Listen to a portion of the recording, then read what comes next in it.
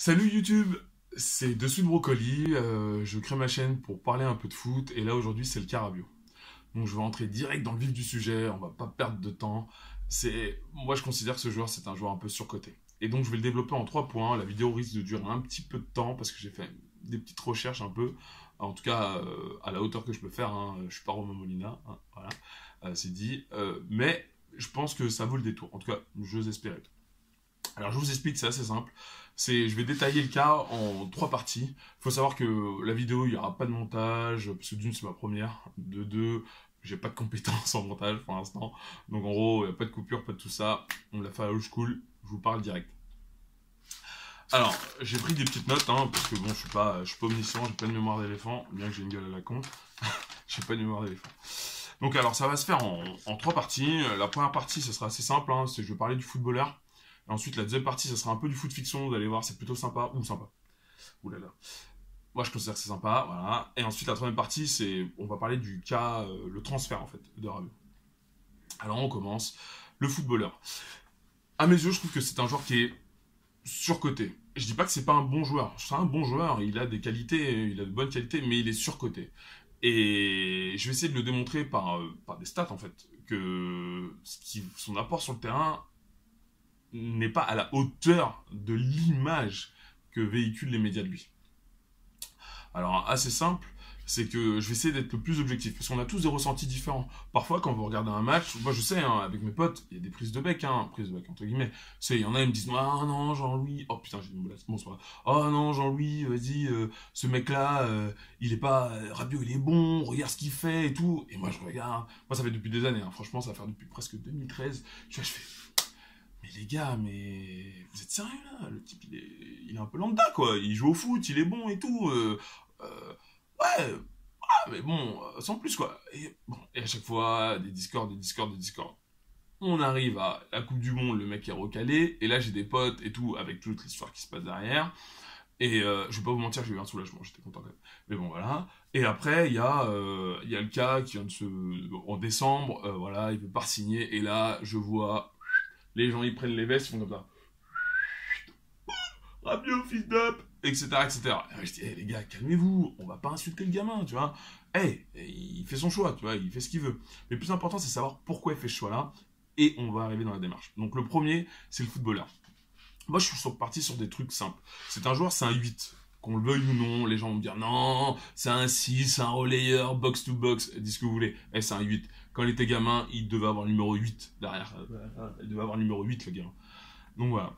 Et donc j'ai essayé de regarder et de regarder ses stats. Mais je ne me suis pas focalisé sur la Ligue des Champions, j'ai pris seulement la Ligue 1, parce qu'en fait la Ligue des Champions, il y a un côté de... ça dépend des années. Parfois tu vas te taper des poules où il y a Macache, t'arrives, Paris, ils font Zolot, comme ça. Ou sinon, cette année où les mecs, c'est comme ça, ils ont les dents longs, ils mangent le parquet et ils galèrent. Donc, top, j'ai préféré prendre la Ligue 1 et de voir. Et en plan, j'ai comparé avec d'autres joueurs de Ligue 1, vous allez voir. Donc en fait, j'ai pris les 2 saisons où il a pu jouer. J'ai pas pris cette saison-là, malheureusement. En plus, ses stats étaient pas forcément. Si, il a fait un bon début de saison. Pour le coup, il faut l'avouer, il avait un bon début de saison. Mais les stats, voilà. Là, les stats, j'ai pris des stats assez simples qu'on peut voir. Vu que c'est un 8, et les 8, souvent, sont des joueurs qui mettent des buts, font des passes, ont un apport dans le jeu. Et donc, moi, j'ai pris des stats.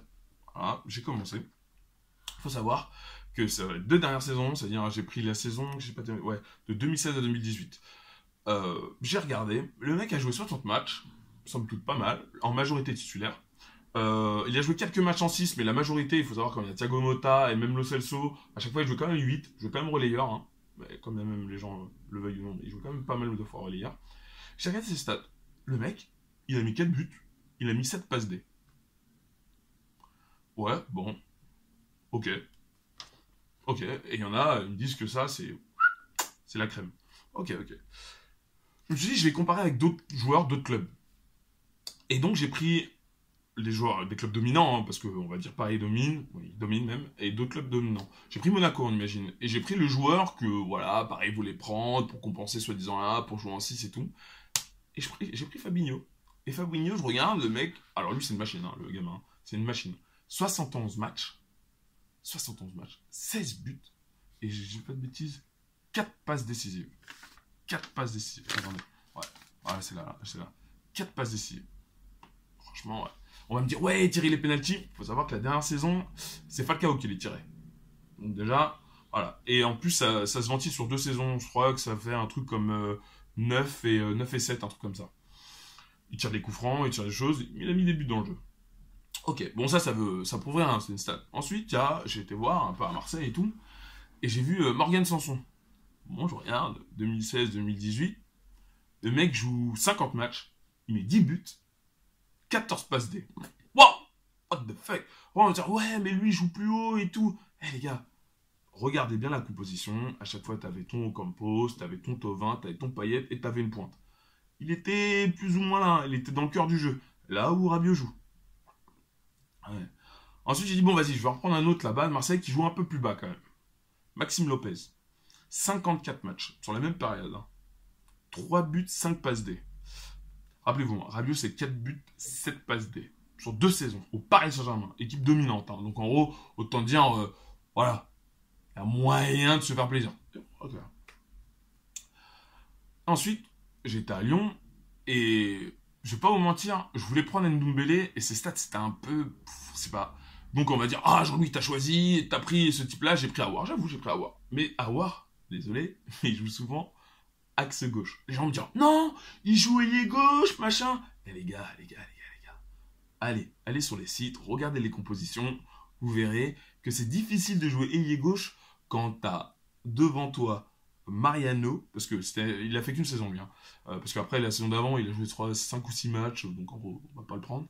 Quand t'as Mariano, quand t'as Depay, et quand t'as, comment ça s'appelle, Traoré, il y a peut-être Koné en plus, et t'as Fekir. Quand t'as ces 4 là qui jouent devant, c'est difficile de jouer ailier gauche. Autant dire que tu joues plutôt milieu relayeur. Je dis ça, je dis rien. Mais je le dis quand même. C'est difficile. Donc, le gamin joue relayeur. Première saison, 6 buts, 5 passes.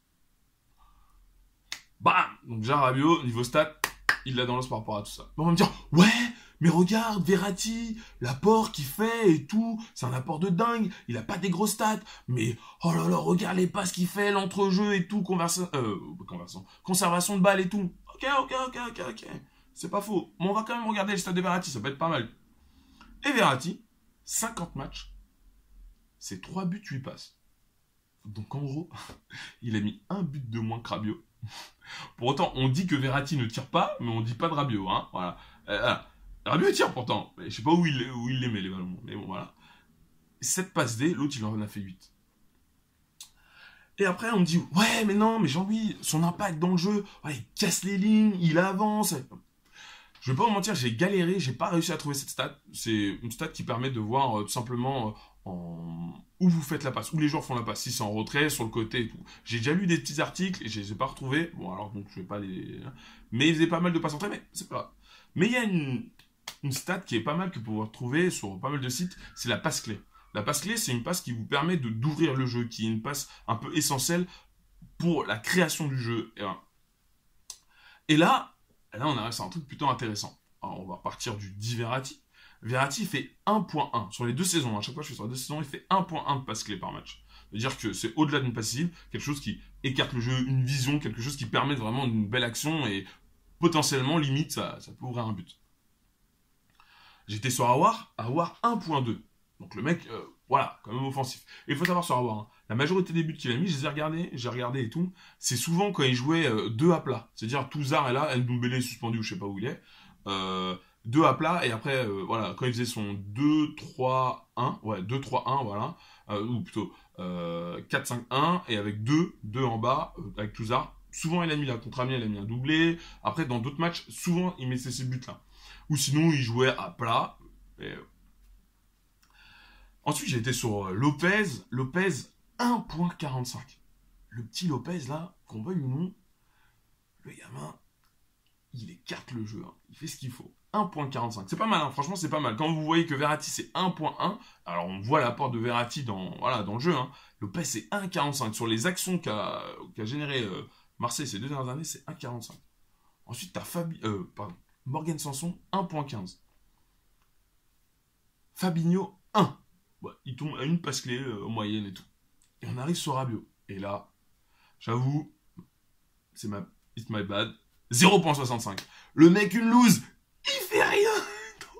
Le jeu offensif, il fait ma cache. Il fait ma cache. C'est pas moi qui le dis, c'est les stats. Hein. Et si vous voulez contester Opta, allez-y. Hein. Mais bon, vous avez intérêt à créer un bon algorithme hein, parce qu'il est plutôt chaud. Donc, les chiffres le disent.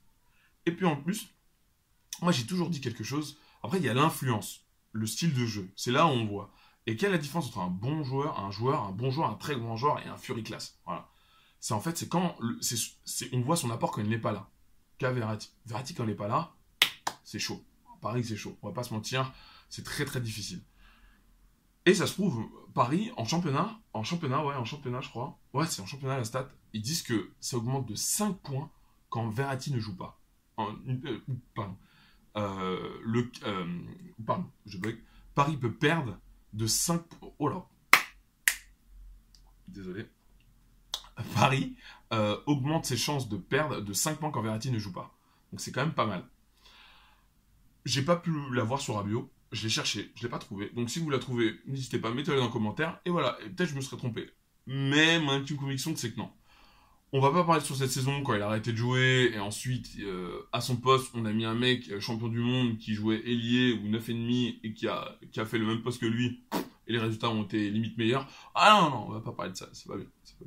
Peut-être qu'il y a un truc à l'intérieur, une alchimie qui s'est créée en Ligue des Champions pour que, après le match retour de Naples, etc. On va pas parler de ça. Donc, moi, juste d'un point de vue, j'ai essayé d'être le plus objectif. Franchement, je suis d'accord, vous pouvez contester, c'est comment ça s'appelle, c'est stats, et si vous avez d'autres stats, mettez-les en commentaire. Et moi, franchement, j'irai les vérifier. Et si je me trompe, allez, je me trompe, c'est pas grave, on peut se tromper. Mais moi, c'est mon intime conviction là-dessus. Ensuite, je vais partir sur le deuxième point, c'est un peu le foot fiction. Là, je vous le dis d'avance, c'est ce que j'ai interprété, de ce que j'ai pu lire, de ce que j'ai lu, je veux dire, sur les articles, et de ce que j'ai regroupé et fait une sorte de synthèse à mon niveau. Hein, parce que bon, je suis pas non plus ouf de la synthèse, mais en tout cas, là, j'ai pu le faire. Et là, on arrive. C'est intéressant de voir son parcours quand même. Parce que quand vous regardez son parcours, en 2008, vous voyez, il a joué à Alfortville, il a fait Alfortville, Créteil Lustanos, Alfortville. Ensuite, en 2008, il part à Manchester City. Il part à City et tout. J'ai essayé de m'informer et tout, savoir et tout. Et il y a des articles, vous pouvez les trouver. Je ne vais pas les mettre, comme ils disent les youtubeurs, dans le lien et tout, parce que je ne sais pas le faire. Voilà. Mais vous avez juste à taper un Rabiot Manchester City, et c'est un article du Parisien. Après, le Parisien, j'ai juste envie de dire, cet article a été pondu à la veille ou l'avant-veille, je sais pas, du match PSG Manchester City. Donc vous comprenez, il y avait une sorte d'élan, d'euphorie. Donc voilà. L'article est plutôt romancé, mais bon, on essaye de lire au travers. Et il explique que voilà, il est parti à l'âge de 13 ans, quand même. En 2008, il avait 13 ans. 13 ans. Vous envoyez votre gamin partir à l'étranger. Ouais, ok. Et là-bas, il a tout simplement... le deal, c'était qu'il rentrait, plus ou moins dans son centre de formation, et ensuite, automatiquement, on devait lui faire signer un contrat pro. Et il y avait... L'article dit qu'il y avait plein de joueurs venant de plein de pays et tout, qui devaient faire ça. Et simplement, ça s'est mal goupillé. Entre ce qu'ils ont proposé et ce qu'ils allaient réaliser, ça allait pas être du tout de la même chose. C'était un bon étudiant, etc. L'article, bon voilà, de Parisien, quoi. Ils y vont. Il faut vendre du papier. Bon, ouais, ok, d'accord. Mais bon, ça a duré 6 mois, la romance a duré 6 mois, et après il est parti à Pau. Voilà. Et à un moment, je me dis, comment ça se fait que t'envoies ton gamin là-bas? On regarde sur internet, je cherche sur des articles et il t'explique que tout simplement il a essayé de faire Clairefontaine. Après Clairefontaine, il a un peu galéré. Il a été repêché, je crois, c'est ce qu'il disait. Il a été repêché et que Manchester City, voilà, l'a vraiment dépêché pour qu'il vienne. Et bon, il est parti. Mais à un moment, je me dis, ouais, mais pourquoi tu choisis Manchester City? Il y a plein de clubs, il y a peut-être le PSG, et c'est un Titi parisien. Hein, donc le mec qui doit kiffer Paris. Et, Paris dessus. Et bon, je sais pas. Mais bizarrement, je réfléchis, je me dis, en quelle année a été racheté Manchester City? 2008. Ouais, je dis ça, je dis rien. 2008. Okay. Donc ensuite, il retourne à Pau et tout. Et quand il est à Pau, il y a un truc qui est assez intéressant. Il fait 2 ans ou 1 an et demi, je crois. Et après, il rentre chez les jeunes en 2010. Si je me trompe, dites-moi, mais logiquement, c'est ça. Hein, c'est 2010. C'est en 2010-2011. Il rentre chez les jeunes. Et à un moment, je suis bon, ok, d'accord, et je lis un article de SoFoot, donc si vous voulez contester SoFoot, vous avez le droit, mais bon, c'est quand même SoFoot, qui dit ouais, que comme quoi Rabiot était supporter de l'OM avant. Première nouvelle. Bon, ok, d'accord. Et il y a deux gamins qui expliquent que ouais, voilà, ils supportaient Marseille et tout, lors des classicos et tout. Bon, somme toute, moi je suis parisien, ah merde, je vais pas le dire. Bon, c'est pas grave. Je suis parisien et bon, bah, moi je supporte plein d'équipes, hein. Ça m'est déjà arrivé l'année dernière, je veux le dire, hein, j'ai supporté, ouais, l'année dernière, l'OM en finale, pour des raisons que je pourrais expliquer dans des prochaines vidéos. Je vais vous expliquer ça, vous inquiétez pas, pétez pas un plomb, calmez-vous, je ne suis pas un traître, à Maradiané, je le remercie. Voilà, Pancrate, Dorasso, tir de 30 mètres. Ok, bon, on se calme, on se calme. Okay. Mais bon, la chose est que ça m'est déjà arrivé, donc je dis pas. Mais la daronne, ou pardon, Véronique, de son prénom, elle dit au cher Jackie Maryse, le dirigeant de Pau, que son fils, jamais il ne signera au PSG. Jamais il ne signera au PSG. Vraiment, vous voyez l'article. Hein. Et en plus, il n'a pas été démenti. Jamais il signera au PSG. Bon, intéressant.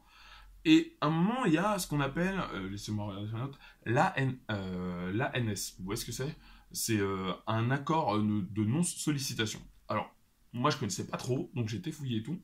Et c'est un accord qui est assez simple. C'est quand c'est pour les centres de formation pro. En fait, pour protéger en fait les futurs pépites que vous trouvez.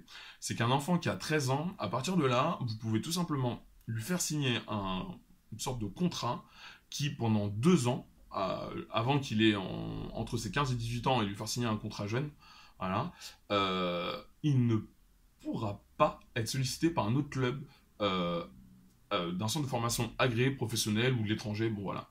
Regardez plus sur internet. Voilà. J'aimerais vous dire que dans la description, voilà, mais non, je le ferai pas. Mais regardez, c'est intéressant.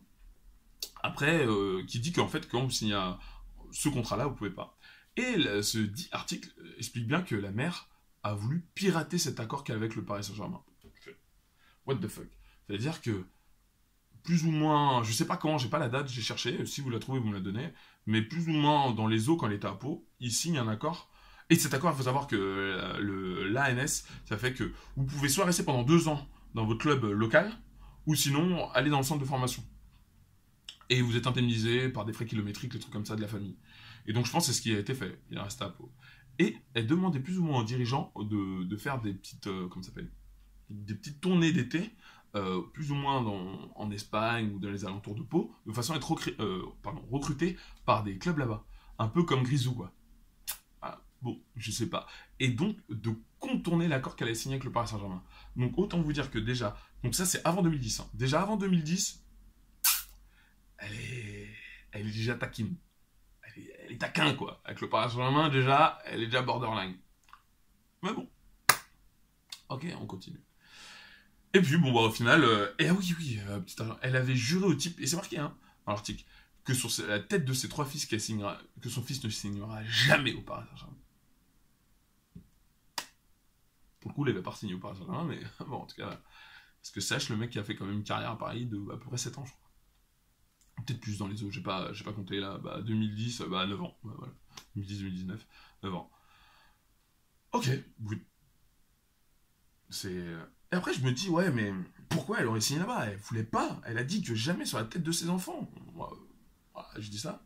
Pourquoi? Et je regarde, je fais. En 2010, PSG, ça appartenait à qui? Ça appartenait pas à Colonie Capital, ouais. C'est quand est-ce que QSI a été racheté le Paris Saint-Germain, a pris 70% des parts? Ça serait pas en 2011, entre la saison 2010-2011? Coïncidence? Oh putain. Je sais pas. Donc quand même, il y a 2 coïncidences. Manchester City en 2008, le club est racheté, le petit va là-bas. 2010, la saison 2010-2011 junior, quoi. Allez, c'est là.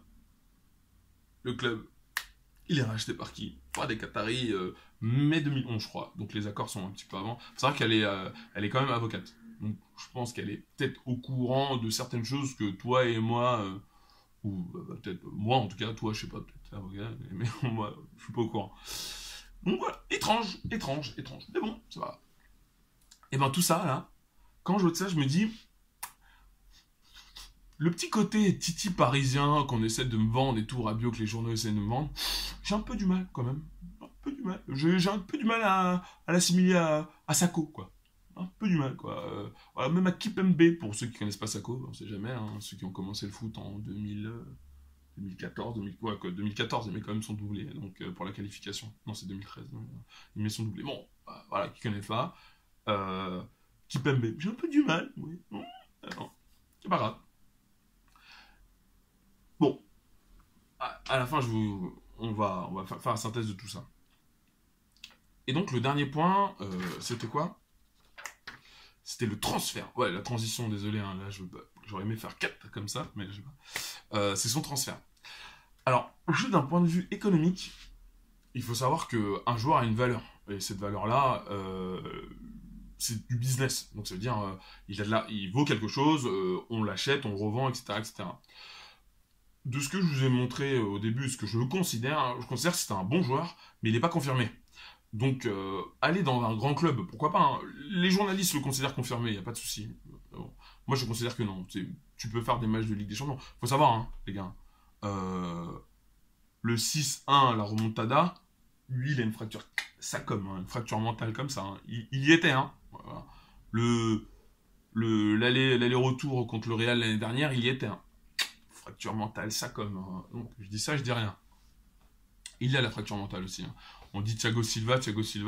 Bon, Thiago, il n'est pas tout seul sur le terrain. Même si lui, il a une sacrée fracture mentale. Mais bon, ça, c'est encore ça serait une autre vidéo, un sujet d'une autre vidéo. Et donc, revenons sur le cas Rabiot, il faut savoir que il n'y a pas beaucoup de clubs qui ont ce modèle économique, qui prennent des joueurs zéro, qui les font grandir, et ensuite, ils les revendent. Pour moi, j'en connais qu'un. La Juve. Vraiment, ils sont spécialistes là-dedans. Ils sont vraiment spécialistes. Ils prennent un joueur à 0€, Pogba, qui d'autre, Tevez, Llorente en fin de contrat, là, et là ils vont prendre, comment il s'appelle déjà? Ils ont pris Emerscan l'année dernière, très bon joueur Emerscan, très bon joueur. Là ils ont pris qui déjà? Le mec d'Arsenal, Ramsey. Ils le font souvent, Daniel Alves. Ils les prennent, ils sont spécialisés. Ils vont prendre des joueurs confirmés, et ces joueurs confirmés-là va permettre de peaufiner plus ou moins le collectif, et tout, et des jeunes à fort potentiel, Kingsley Coman, désolé. Voilà, après, il les revend et tout. Mais simplement, lui, pour l'instant, c'est pas la Juve où il doit aller. Il est dit Barça, Real. On est en train de parler de clubs bling-bling un peu quand même. Des clubs qui... C'est l'argent qui résonne un peu quand même. Pas de la même manière qu'au Paris Saint-Germain, mais qui résonne quand même dans les travers de leur stade et de leur institution. Donc je me dis, un joueur l'année dernière comme Malcolm qui est parti, il faut voir comment il est parti, à 41 millions, un truc comme ça je crois, un peu plus, ils se permettent de ne pas le faire jouer. Moi ça me ferait un peu flipper. Ouais. En plus de ça, regardez Ousmane Dembélé. Ousmane Dembélé il est parti je crois pour 115 millions hors bonus je crois. Et ils ont continué à le faire jouer, bien que on a entendu des vertes et des pas mûres sur lui. Ouais, c'est un joueur feignant, il est toujours en retard, immature. Et pourtant, il continue à le faire jouer. Mais pourquoi il continue à le faire jouer? Il a coûté 110 millions, les gars. 110 millions, c'est énorme. Il faut un retour sur investissement. Il faut que le mec, il joue. Et quand bien même, tu as envie de le revendre dans 2 ans parce que tu considères qu'il n'est pas Barça compatible, mais il faut pas que tu perdes trop de thunes. Tu peux pas te permettre de perdre trop de thunes. Malcolm, 40 millions, les mecs, ils s'en foutent, ils le font pas jouer, ils le font jouer vite fait comme ça et tout, ils s'en foutent. C'est seulement quand t'as 110 millions que ils te font jouer parce qu'il faut que t'aies de la valeur, il faut que t'aies une valeur économique, quoi. Et toi, tu veux y aller pour 0€? 0€? C'est un risque, non? T'y vas et j'ai cru comprendre que... Moi, je regarde pas trop le Barça, je les regarde de temps à autre, mais je suis pas fan de Barça, pour des raisons que je pourrais expliquer plus tard, mais je suis pas fan. Mais je regarde quand même certains classicos, certains matchs de Ligue des Champions et tout. Désolé les Lyonnais, désolé. Mais voilà, au milieu de terrain, il y a quand même des joueurs. Il y a Rakitic, il y a Arturo Vidal, t'as Busquets, t'as qui d'autre encore? L'autre, là, Sergio Roberto qui joue à droite, mais parfois il joue au milieu un peu. T'as quel autre joueur encore qu'au milieu de terrain? Là, ils viennent de prendre De Jong. Putain, De Jong, mon gars, De Jong. Il est bon. Il est bon. Donc bon, je dis pas que Rabiot il est moins bon, mais De Jong, Il est chaud. J'ai pas regardé les stats pour le coup. J'aurais peut-être dû regarder les stats de De Jong. Mais bon, après, il joue en Eurodivisie, donc bah, en tout cas, ce qu'il a fait contre le Real, j'ai pas vu Rabiot faire ça contre le Real. À chaque fois qu'il a joué. On va me dire, oui, quand on a perdu 1-0 et tout, il a mis une frappe sur le poteau. Waouh. Oui, c'est lui qui met le but à l'aller. Waouh. Je vous laisse regarder le match, revoir le petit replay. Vous allez voir sur les 3 derniers buts. Il est un petit peu fautif sur quelques buts, hein. Je dis ça, je dis rien. Donc, on passe. Pour moi, c'est très dangereux pour lui. Pardon, désolé. C'est très dangereux pour lui de partir à 0.